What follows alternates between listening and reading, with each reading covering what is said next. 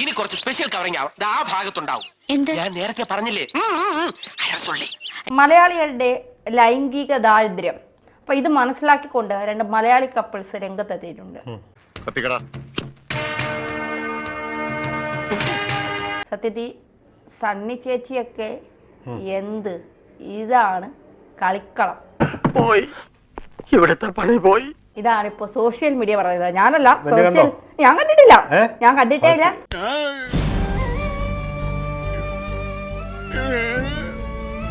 ഞാൻ കണ്ടിട്ടേ ഇല്ല. ഞാൻ ഇപ്പോഴാണ് ഇത് അറിയുന്നത് തന്നെ.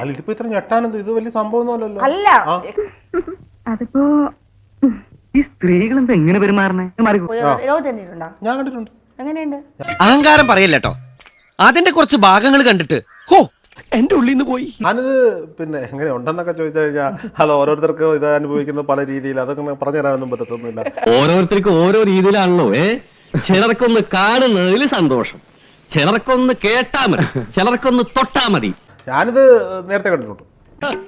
നാരായണ നാരായണ. ഞാൻ ഈ ഓഡിയോ അന്ന് കണ്ടപ്പോൾ ഓഡിയോ കേട്ടില്ലായിരുന്നു. അപ്പോൾ മലയാളികളാണെന്നൊക്കെ ഇപ്പോഴാണ് മനസ്സിലായി. അപ്പം നമ്മൾ പോലും അറിയാതെ അധോലോകമായി മാറി കഴിഞ്ഞിരിക്കുന്നു ഷാജിയേട്ടാ. വൈഷ്ണവി വാവാ വൈഷു, അതാണ് നമ്മളുടെ ഇൻസ്റ്റാഗ്രാം ID. മതി, ഇത് ധാരാളം മതി. ചില ആപ്ലിക്കേഷനുകളിലൊക്കെ ഇവരുടെ വീഡിയോസ് ഒക്കെ കിട്ടുന്നതാണ് പറയുന്നത്. ഞാൻ കണ്ടിട്ടില്ല കേട്ടോ. ഈ പൈസ കൊടുത്ത് ഇപ്പോൾ ഈ ആപ്ലിക്കേഷനൊന്നും പൈസ കൊടുത്ത് പോകുന്ന പരിപാടിയൊന്നും നമുക്കില്ല. നമുക്കതിനുള്ള കപ്പാസിറ്റി ഇല്ലേ, നമ്മൾ സ്ട്രൈറ്റാ. ഇത് ഇംഗ്ലീഷുകാർക്ക് ചെയ്യാമെങ്കിൽ, ഹിന്ദിക്കാർക്ക് ചെയ്യാമെങ്കിൽ, മറ്റു സംസ്ഥാനങ്ങളിലുള്ളവർക്ക് ചെയ്യാമെങ്കിൽ അവർക്ക് എന്ത് ചെയ്തുകൂടാ?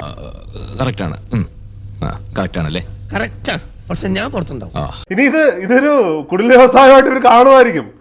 ഞാൻ പറയുന്നത് മനസ്സിലാവും. ഇവര് ഭാര്യയും ഭർത്താവും ഇത് ചെയ്യുന്നു. ഇത് ഷൂട്ട് ചെയ്യാൻ 3ാമത് ഒരാളോടെ വേണ്ടേ? ഞാൻ അത്രയും കടന്ന് ചിന്തിച്ചില്ല. ചിന്തിക്കണം. ഇതാണല്ലോ സാധാരണ ട്രെൻഡിങ്. ഇങ്ങനെയൊക്കെ വന്നു കഴിഞ്ഞാൽ അവര് താരങ്ങളാ. ലക്ഷ്മി ആർ നായർ താരമല്ലേ? ഇപ്പൊ നിന്നെ ആരാ അങ്ങോട്ട് കെട്ടിയെടുത്തേ? നിനക്ക് നാട്ടിൽ നിന്നാ പോരെ? നാട്ടിലിപ്പോ പഴയതുപോലെ ഒന്നല്ല, ഇഷ്ടം പോലെ പണിയാ. പണിയെടുക്കാതെ ജീവിക്കാൻ പറ്റുമെന്ന് അറിയാൻ വേണ്ടിയാ ഞാൻ ഈ കുടലിലേക്ക് കെട്ടിയെടുത്തേ.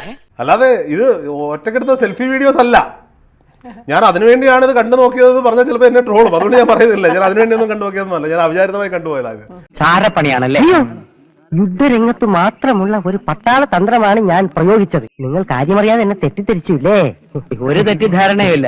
കണ്ടപ്പോൾ മുതൽ നമ്മൾ തമ്മിൽ നല്ല ധാരണയാണ്. റേപ്പുകളൊക്കെ ഒഴിവാക്കാതെ അവന്റെ മൊബൈൽ സ്ക്രീനിൽ കിട്ടുന്ന ഒരു വീഡിയോ കണ്ട് അവനത് ചെയ്യാൻ പറ്റുമെങ്കിൽ അല്ല നല്ലതല്ലേ? തീർച്ചയായിട്ടും. എന്ത് ഭ്രാന്താണ് ഇയാള് പറയുന്നത്? അയ്യേ, രണ്ടിനെ പിടിച്ച് പടിക്ക് പുറത്താക്കി പട്ടി അയച്ചു. തൽക്കാലം ഇത്രയും മതി.